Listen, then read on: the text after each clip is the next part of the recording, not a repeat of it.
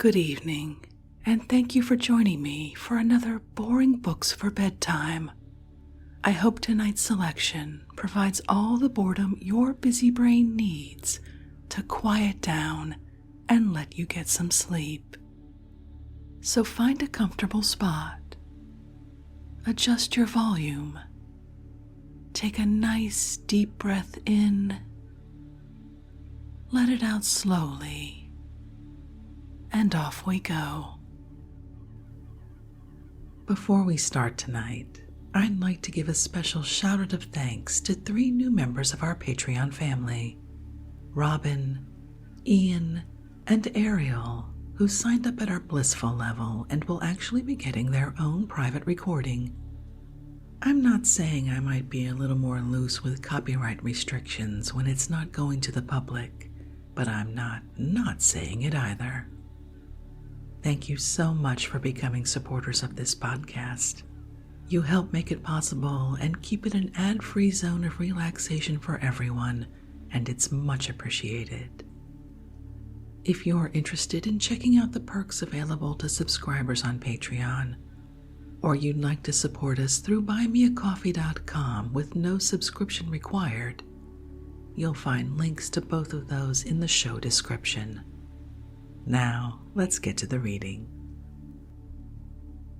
Tonight we're relaxing with a book by a remarkable woman, an adventurer, explorer, mountaineer, and suffragette. The book is The South American Tour by Annie S. Peck, M.A., author of A Search for the Apex of America, illustrated chiefly from photographs by the author. Published by the George H. Doran Company, 1913. Let's begin. Introduction. I congratulate Miss Annie S. Peck, the publisher of this book, and those who consult or read it, upon the preparation of a work of this character. Interest in Latin America is now so rapidly growing throughout all the world, and especially in the United States, that a descriptive guidebook of this kind regarding the regions commonly visited by tourists has become an actual need. Such a work by Miss Peck is a practical and timely contribution to the literature of the day. There are few persons better qualified to write a book of this character. The remarkable explorations which Miss Peck has undertaken in the most difficult sections of Latin America, and the traveling she has done in all parts of it, not only have provided her with a vast fund of useful information about the countries of South America, but give especial authority to what she writes. Her book contains in compact form an amount of definite information concerning the countries considered, which should place it in the forefront of works of this character.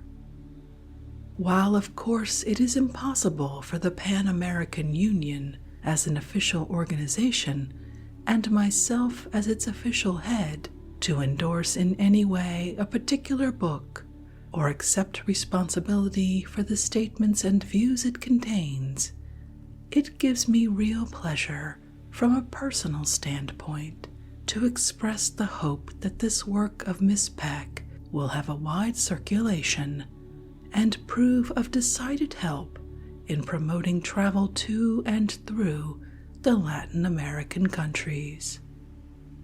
The Pan-American Union, which, as readers of this book probably know, is the office of all the American republics, the United States, and its 20 sister Latin American countries, organized and maintained by them for the purpose of developing commerce, friendship, better acquaintance, and peace among them all, is doing everything possible and legitimate to persuade the traveling public of the United States and Europe to visit the Latin American countries and become familiar with their progress and development.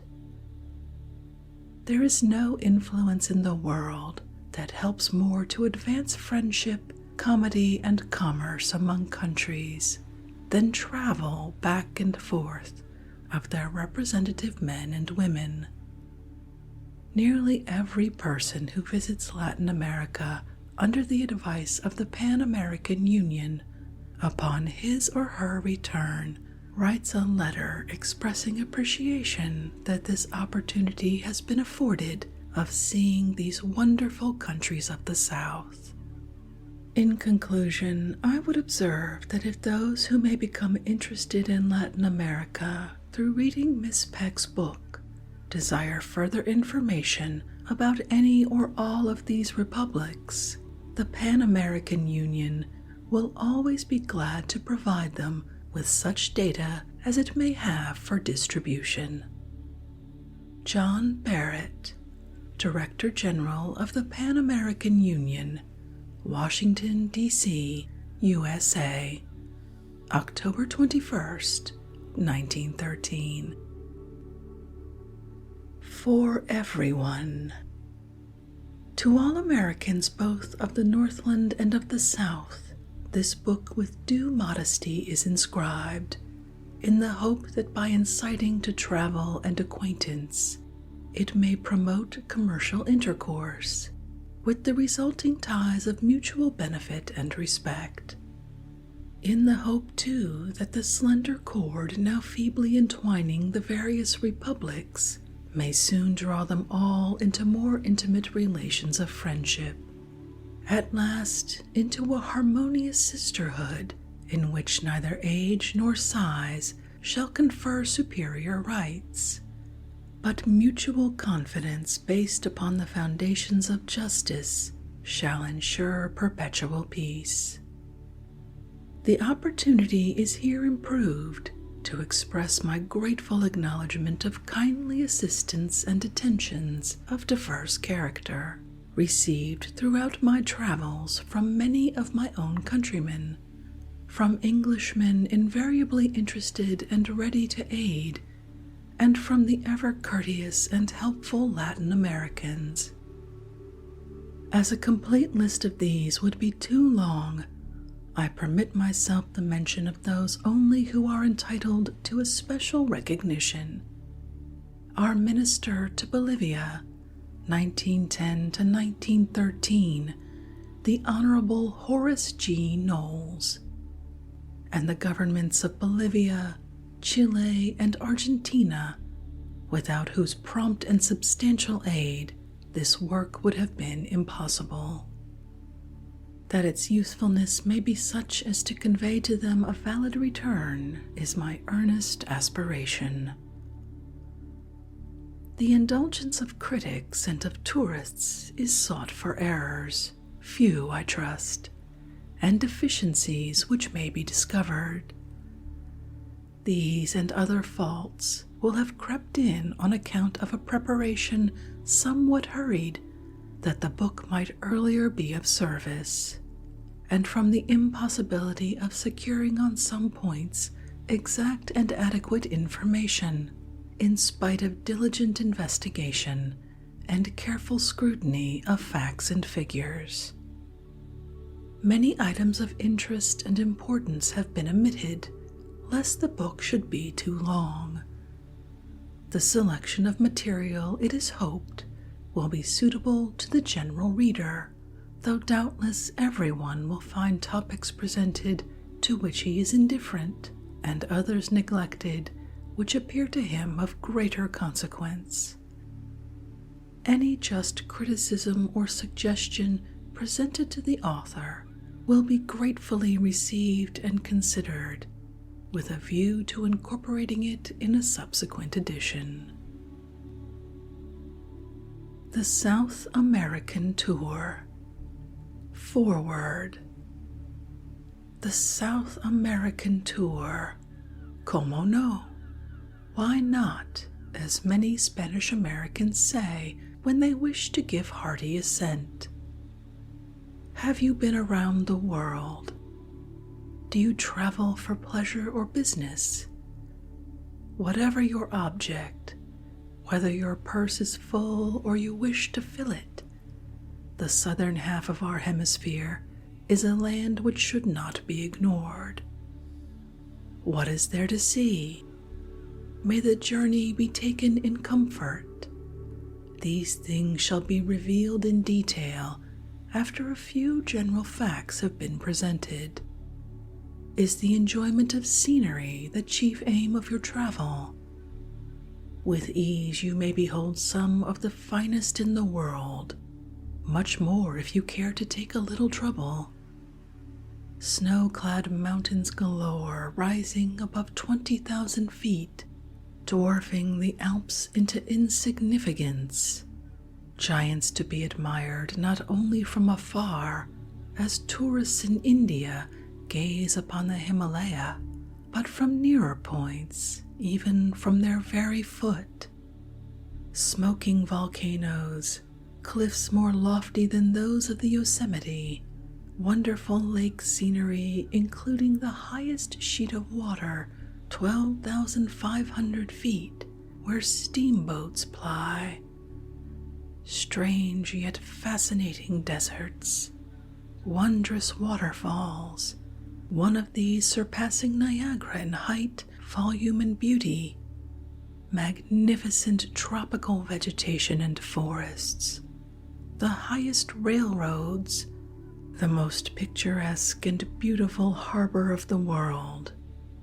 All of these, with the exception of the Great Cataract, are easily accessible and form a combination of scenic attractions unsurpassed in any portion of the globe.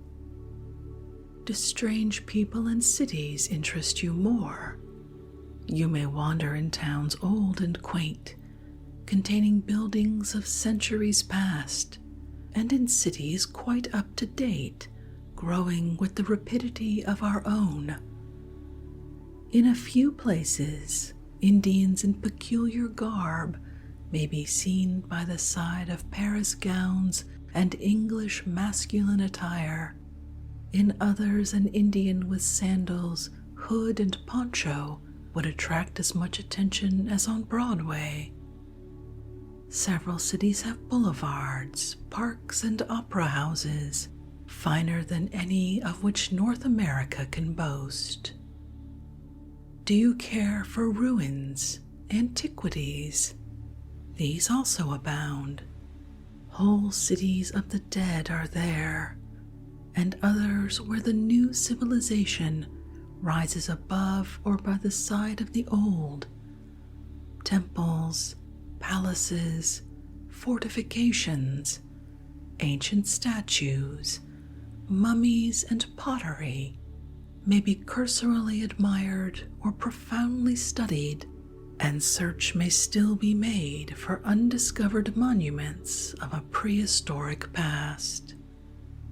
These countries rapidly advancing with astonishing mineral and agricultural resources awaiting development, with railroads to be laid, with fast-growing markets for almost every kind of merchandise, invite the trader and the capitalist to investigate hitherto neglected opportunities before it is too late.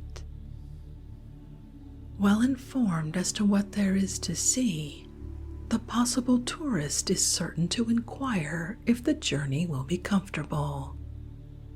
Perhaps, indeed, the order of the question should be reversed. For few, I greatly fear, would be tempted to say, "Let us go," if the tour involved any hardship. Happily, this is not the case. Though the Imperator, the Mauretania, and the Olympic do not yet sail in that direction, the names of several steamship lines which serve the traveler to Panama or Buenos Aires are a guarantee of comfort and of sufficient luxury. The steamers elsewhere are commodious, having for the most part staterooms provided with electric fans and satisfying all reasonable requirements. though railroads in the various countries have the usual equipment. The hotels, if one does not depart from the ordinary line of travel, will in general be found satisfactory, providing excellent food, good beds, etc.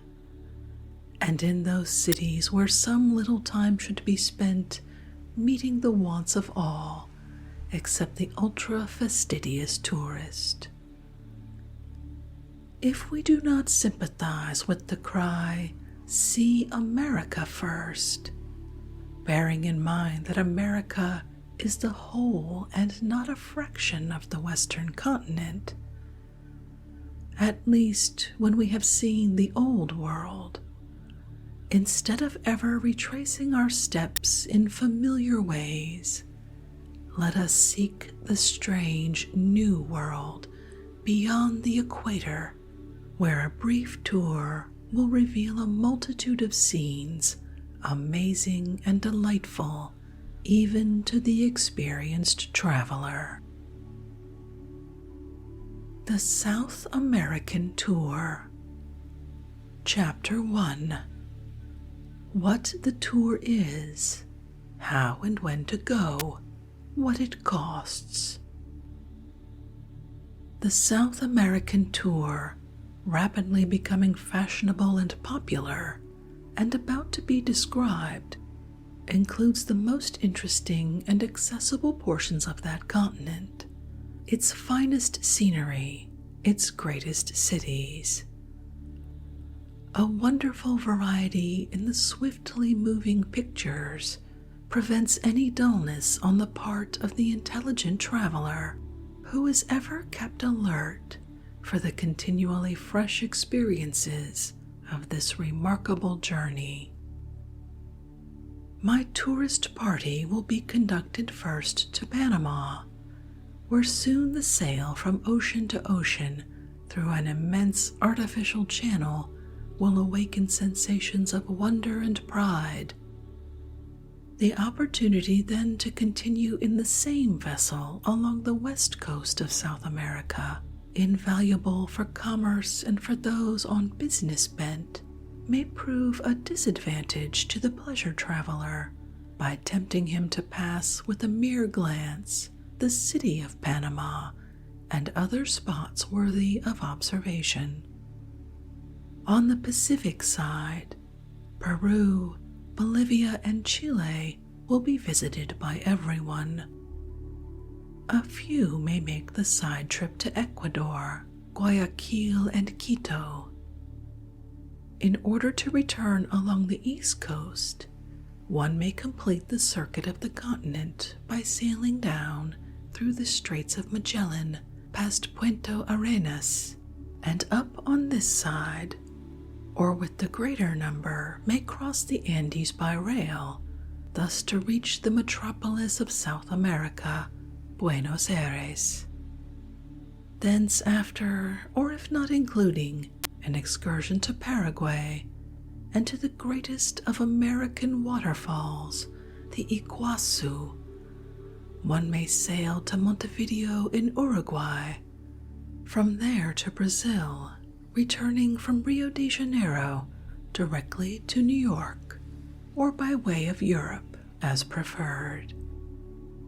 Similarly, the trip may be made from Europe by several lines of steamers direct to Panama, or more quickly by way of New York, with a return from Rio. Altogether omitted from this itinerary are the countries on the northern shore of South America. Of these, Colombia and Venezuela are better included in a West India trip. The Guianas by ordinary tourists are neglected. Obviously, the journey may be made in either direction, as above, or in reverse order, but unless the season of the year invites a change, the former sequence should by all means be followed. Thus taken, the journey is one of ever-increasing interest, until its culmination in the delightful harbor and city of Rio de Janeiro, Not that Peru is inferior to Bolivia and Chile, or Buenos Aires to Rio, let me hasten to add. Each has its own peculiar charm, but one who begins with the West Coast will find the entire journey far more enjoyable and impressive. When one should go depends more upon when one wishes to leave home than upon the conditions prevailing in South America. Also upon one's individual taste as to temperature. In brief, one may safely make the trip whenever it suits his convenience, bearing in mind what so many seem to forget, that the seasons are reversed in the northern and southern hemispheres. One may leave home to escape either heat or cold, or to avoid March winds as he may elect. In none of the countries to be visited is the variation between winter and summer so great as in the latitude of New York, nor is the tropical heat anywhere on the journey so intense as that of many days of every summer here. Leaving the United States on a 4 months tour at any time between the middle of November and the last of August, I strongly advise one to visit the West Coast first. During the remaining 3 months, one who dislikes hot weather might better begin with Brazil. In December, January, and February, the mercury at Rio is mostly in the 80s. In January, I found it comfortable enough for summer weather, but I needed the 10 degrees lower temperature of an earlier or a later season to make my visit absolutely ideal. With a delightful climate during 9 months of the year, the city at any time is perfectly healthy, since the yellow fever, formerly a dreaded scourge, was stamped out at Rio during the same period that this was accomplished in Panama. Buenos Aires also may be more advantageously visited during the cooler weather, both because the opera and social festivities are then in full swing, and because one is likely to be more energetic for sightseeing, of which there is much to be done. In Peru and Bolivia, on the usual route of travel, it is never hot enough to be troublesome. Chile, in the central and most visited portion, is a trifle less agreeable during the southern summer than in spring or fall, especially on account of the dust. But this matters little for a brief stay. 4 months should be allowed for the trip. A couple who made it in 3, though delighted with their journey, mourned over the unavoidable emissions and were planning to go again. 6 months is not too much. A whole year could be profitably employed, but in 4 months or a trifle more, one may visit the most important places and gain a fair idea of the various countries. The personally conducted parties for 3 months only are well worthwhile. The expense of the trip will naturally vary according to the time and extent of the journey and the economy or extravagance of the tourist. A round-trip ticket from New York to New York, good either by the Straits or across the Andes, may be purchased for $475, or including a return by way of Europe for $505. Additional expenses may be from $500 or less to $1,000 or more, according to the person, the time, and the number of side trips taken. By several tourist agencies, personally conducted parties are semi-annually dispatched to South America at a cost varying from $1,375 for a tour of 98 or 99 days to $2,250 for 146 days. Also, the Hamburg American Line has sent a ship around to Valparaiso by way of the Straits. Tickets $475 to $3,000. Optional extra shore trips $300 or more. On the completion of the canal, they will probably have a ship making the entire circuit. Persons who prefer to be relieved of care or who do not speak Spanish, the language current at all points of the journey save Brazil, and there understood by educated people, will do well to join a party, even if their time is limited. Those who can devote a longer period to the trip and who like to do their own planning may see more by themselves at either greater or less expense. One who speaks only English, by keeping to the main line of travel and patronizing the leading hotels, should have no serious difficulty, though it is of course an advantage readily gained by one who is familiar with Latin or French to have some acquaintance with Spanish, an easy and beautiful language. A bare smattering picked up from a phrase book on the voyage is better than nothing, while a conversational knowledge greatly enhances the pleasure and profit of the journey. In regard to baggage, the less taken the better, both on account of the expense and because of the care it entails.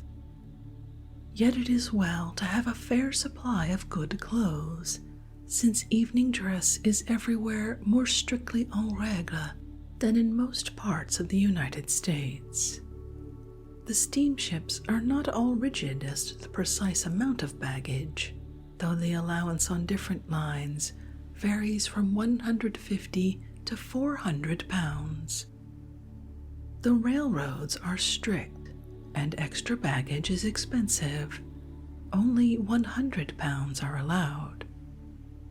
Going up to Bolivia by the Southern Railway of Peru, a heavy box or two may cost as much as the ticket.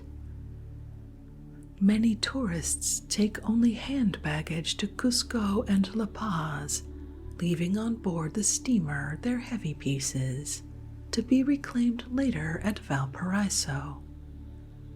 On all roads the hand baggage goes free, hence suitcases, etc., are much in evidence. One needs a supply of both light and heavyweight clothing, the proportion of each depending upon the season of the year. Always by way of the isthmus, there are 8 or 10 days of summer weather en route, and several weeks during the East Coast journey. Along the seaboard of Peru and Chile, woolen or heavy underwear may be desirable for many, as on the highlands of Peru and Bolivia. Also in Chile and Argentina during the winter season, when a temperature in the 40s and 50s will be experienced. Some hotels have no fires, and the nights and mornings are chill. On the mountain railways, as during a portion of the sea voyage, wraps and rugs are needed in addition to moderately heavy clothing. Furs, though unnecessary, may be found agreeable during the months of winter, June to September. Money may be carried in letters of credit on W.R. Grace or other bankers, or by American Express or traveler's checks, together with a moderate supply of gold, preferably in English sovereigns, the English pound being precisely the same as the Peruvian is interchangeable with them. In other countries it is more acceptable and convenient than American gold, though in the large cities either will be readily exchanged. A point to be noted and remembered is that most resident Americans and English, A few natives and travelers in South America generally speak of certain coins, soles or pesos, as dollars, a poor custom which should not be imitated. Since it is prevalent, one must be on guard to avoid mistakes. In Panama, a clerk or a coachman saying 20 cents or $1 means silver, i.e., 10 and 50 cents, United States currency. A man in Lima who speaks of $20 probably means soles, practically $10. In Bolivia, a Bolivian is about 40 cents. A peso in Chile is 22 cents more or less. In Argentina, 44. In Uruguay, $1.04. In Brazil, a mil-res is 33 cents. All of the countries divide their unit decimally, and if it were not for the foolish custom of English-speaking folk, there would be no confusion. In this book, the words dollars and cents and the sign of the dollar will everywhere signify United States currency. Otherwise, the names employed by the respective countries will be used as soles, pesos, and centavos. In connection with Brazilian money, the sign of the dollar is put after the number. Thus, 15 mil-res is written $15.000. Chapter 2. The Voyage to Panama. In 1903, before the United States occupation, there was no choice as to means of transport to the isthmus. A single steamship company, that of the Panama Railroad, dispatched a vessel from New York once a week. Now there are 4 different lines with as many weekly sailings, besides one from New Orleans, a more convenient point of departure for many south of Mason and Dixon's line. The 4 companies, all with headquarters in New York, will gladly furnish the latest information in regard to their own sailing and accommodations as on other points in reference to the tour.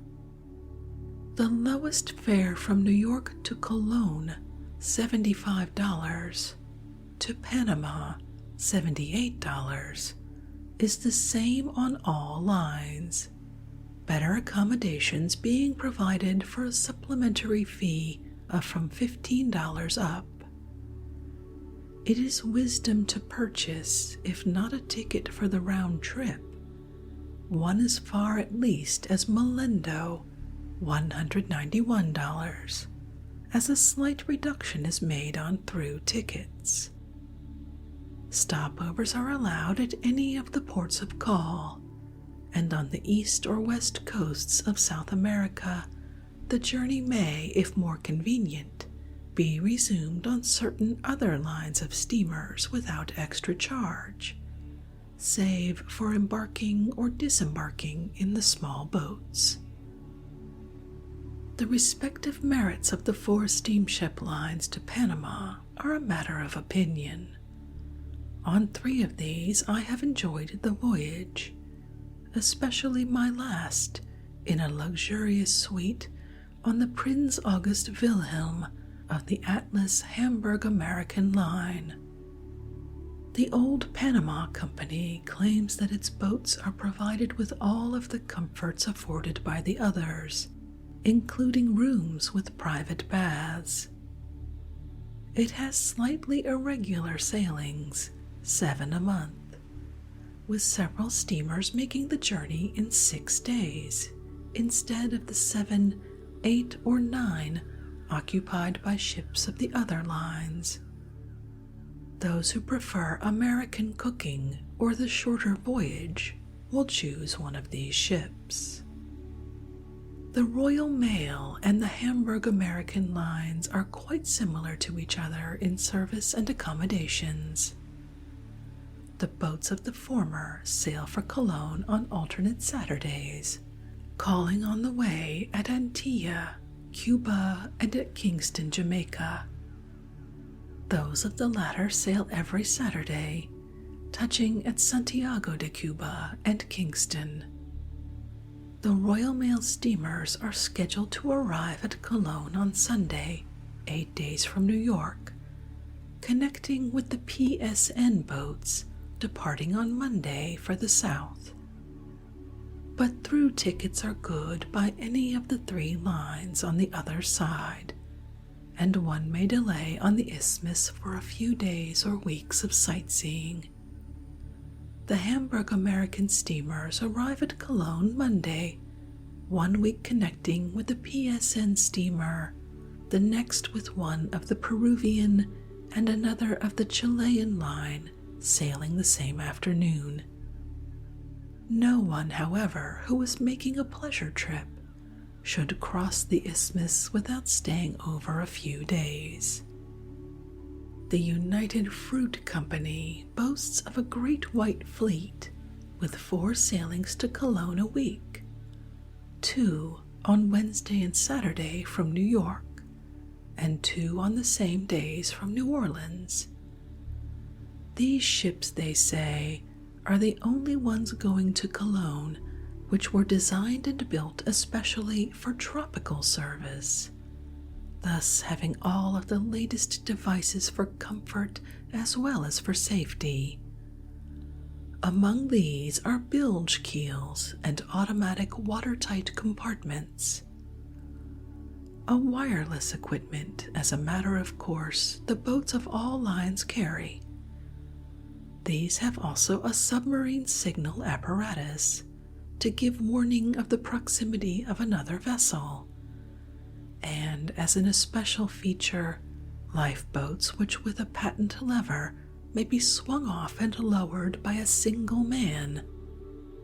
By the system of ventilation, the temperature of the rooms at night may be kept down to 55 degrees if desired, a boon to many on the muggy Caribbean, and the electric lights have the rare quality of burning low.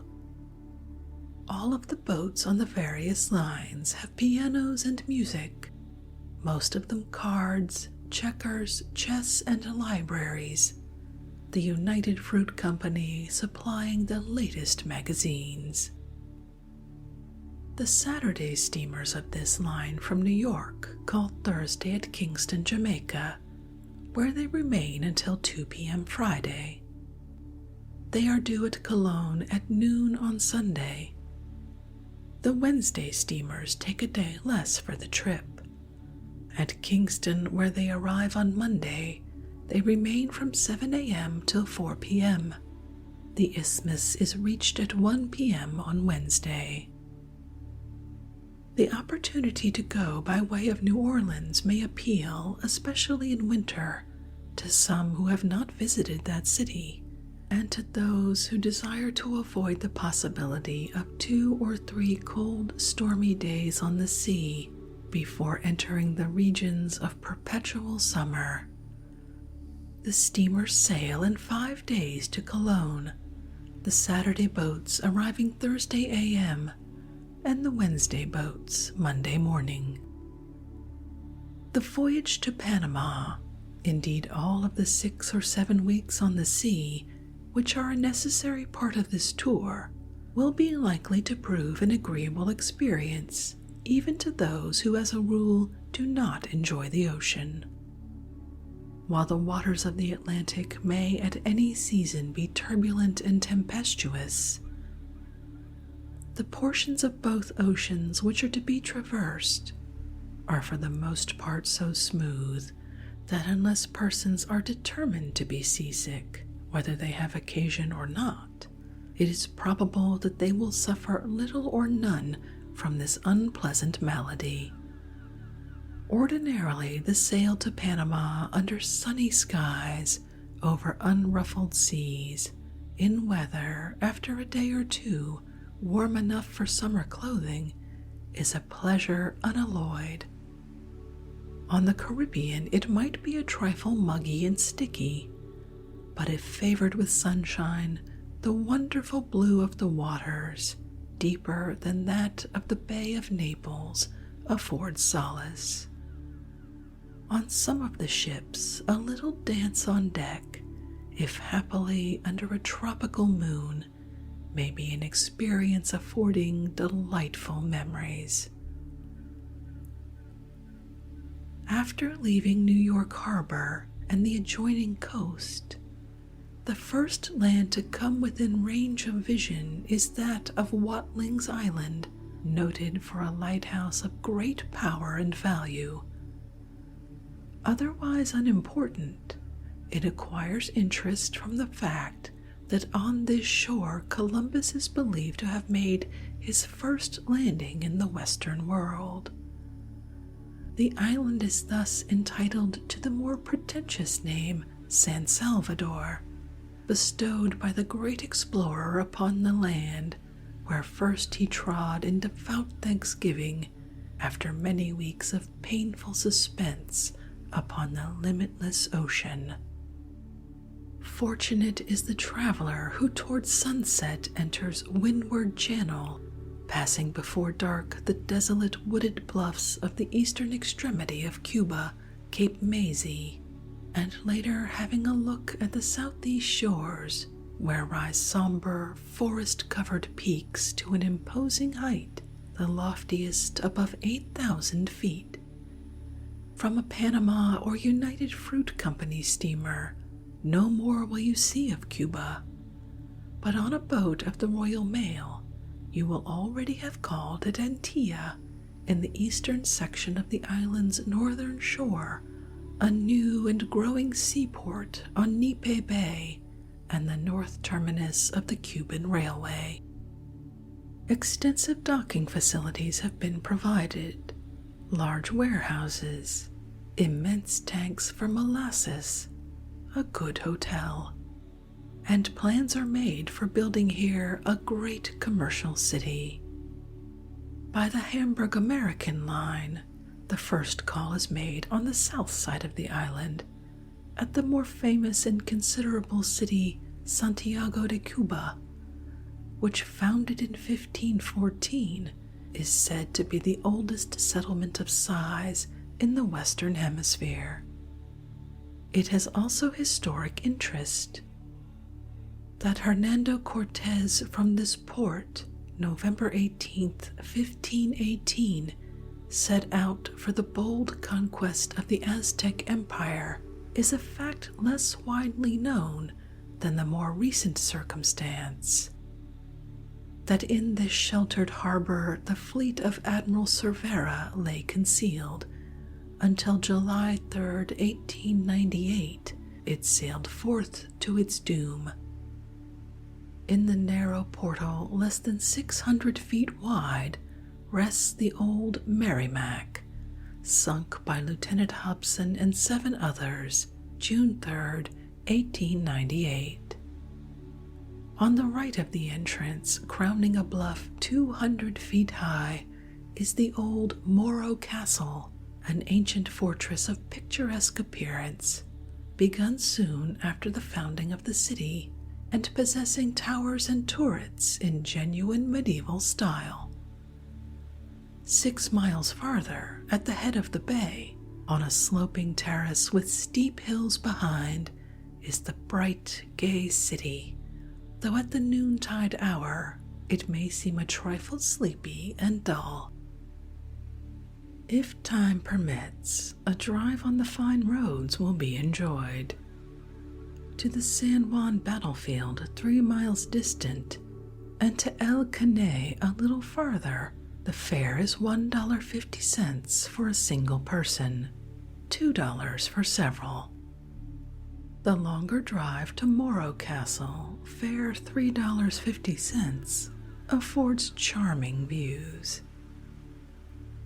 In the city, one proceeds first to the plaza, where on one side is the great cathedral, called the largest in Cuba, containing rare marbles and mahogany choir stalls. On the other sides are the Casa Grande Hotel and the Venus Restaurant.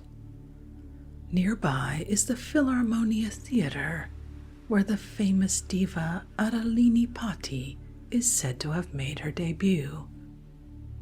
A few may care to visit the spot where the captain and sailors of the Virginius were executed as filibusters in 1873, a slaughter pen near the harbor front to the east of the Cuba railway station. An inscribed tablet there commemorates the sad event. Kingston, Jamaica is visited by all of the steamers except those of the Panama line, the Wednesday boat of the United Fruit Company having previously touched at Port Antonio on the northeast side of the same island. The port a busy place, owing its present prosperity chiefly to our fondness for bananas. Captain Baker of Boston in 1868 began the trade which the United Fruit Company has developed to immense proportions. The splendid Hotel Titchfield, which the company has erected, affords every facility for a delightful summer outing during our winter season. The older and larger city of Kingston is on the south side of the island, by the excellent and far-famed harbor of Port Royal. The town of that name, ancient rendezvous of Morgan and the buccaneers, once stood on the long sandy spit which separates the bay from the ocean. But on a day in 1692 occurred one of those memorable tragedies at which the whole world stands appalled. The earth was shaken. The city sank beneath the sea, where it is said that some of the buildings may yet be seen when the waves are still, deep down below the smiling, tranquil surface. Kingston, then founded on the main shore, recently suffered on January 14th, 1907, as we well remember, a similar though less complete disaster, being merely shaken down instead of swallowed up.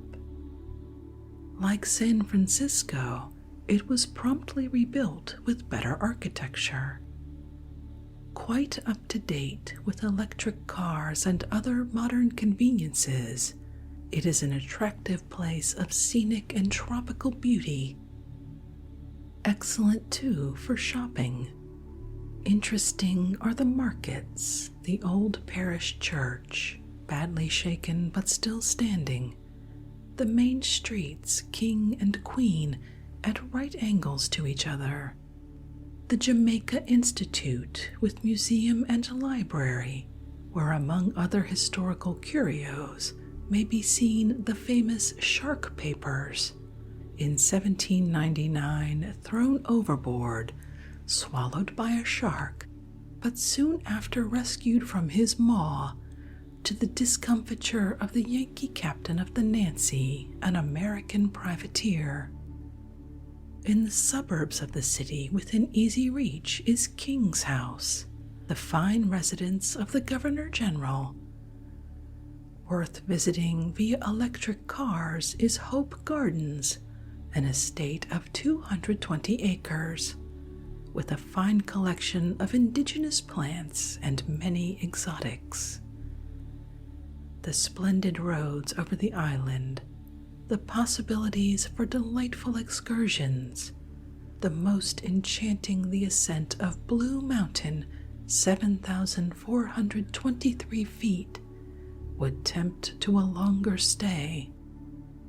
But we hasten onward to more distant and greater glories. Tourists living west of the Rocky Mountains may prefer to sail from San Francisco or Los Angeles to Balboa, the port of Panama, at a considerable saving of expense, though not of time.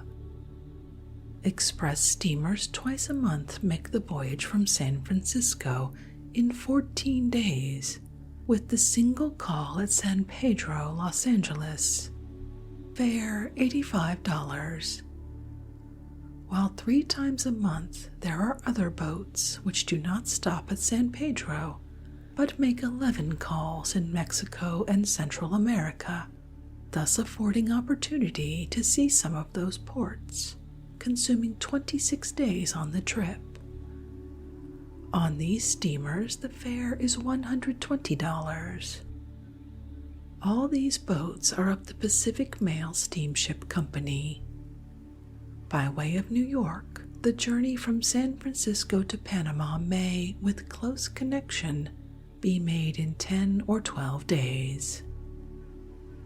European tourists may sail from Southampton by Royal Mail steamer in 18 days to Cologne, fare $125, or from Cherbourg, 17 days, fare $100. Other companies which have steamers sailing from Europe to Cologne are the Hamburg American, 4 times monthly from Havre and Hamburg, the Leyland C. Harrison, 3 times a month from Liverpool, the Chia Generale Transatlantica, once a month from Saint-Nazaire and once from Bordeaux, the Chia Transatlantica and the Chia La Veloce, each monthly from Barcelona and Genoa.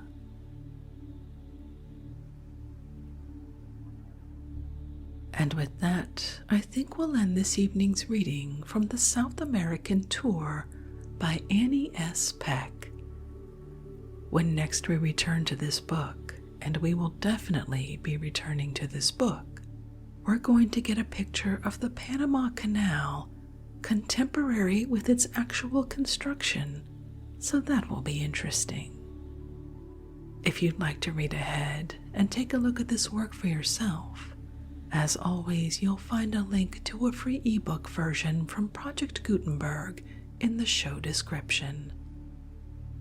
The description also includes both ways you can help support this podcast and keep it ad-free by becoming a subscriber on Patreon or offering a one-time tip via buymeacoffee.com. I hope you'll take the time to check them out. If you'd like to connect or suggest a book you'd like to hear read, the best place to catch me is on our website, www.boringbookspod.com, or catch me on Twitter at boringbookspod. I'm so glad you could join me for this evening's reading. Until our next boring book, good night.